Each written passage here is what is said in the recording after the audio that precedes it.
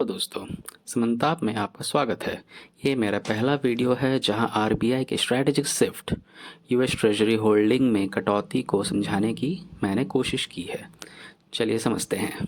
भारतीय reserve bank RBI द्वारा अक्टूबर 2025 तक अमेरिकन ट्रेजरी होल्डिंग को घटाकर 190.7 बिलियन डॉलर करना भारत की फॉरेन एसेट स्ट्रैटेजी में एक बहुत बड़ा बदलाव है। ये पिछले साल के 241.4 बिलियन डॉलर के मुकाबले लगभग 21% की गिरावट है। पिछले 4 सालों में ये पहली बार है जब भारत की यूएस डेब्ट होल्डिंग 200 बिलियन डॉलर के नीचे आई है। ये बदलाव सिर्फ नंबर का खेल नहीं है, बल्कि ग्लोबल अनसर्टेनिटी के दौरान भारत की इकोनॉमी को सुरक्षित रखने की एक सोची समझी प्लानिंग है। चलिए समझते हैं। स्ट्रैटेजी में बदलाव। डॉलर से सोने की ओर आरबीआई ने पिछले एक साल में अपनी यूएस ट्रेजरी होल्डिंग में लगभग 50.7 बिलियन डॉलर की कमी की है। इसका एक बड़ा हिस्सा सोने की खरीद में लगाया गया है। आज भारत का गोल्ड रिजर्व बढ़कर लगभग 880 मीट्रिक टन हो गया है। भारत अब अपने पोर्टफोलियो को सिर्फ डॉलर एसेट तक सीमित नहीं रखना चाहता। गोल्ड को एक सेफ हेवन माना जाता है जो इन्फ्लेशन और लड़ाई के वक्त वैल्यू को सुरक्षित रखता है।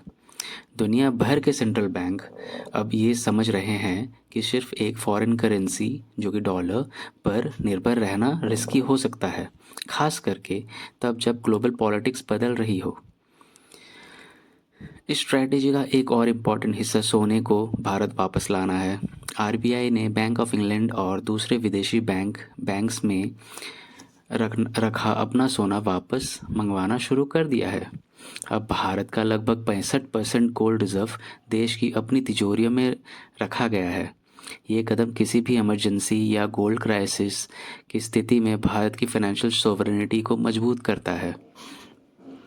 हैरानी की बात यह है कि डॉलर होल्डिंग में इतनी बड़ी कटौती के बावजूद भारत का कुल विदेशी मुद्रा भंडार 685 बिलियन डॉलर के आसपास मजबूत बना हुआ है।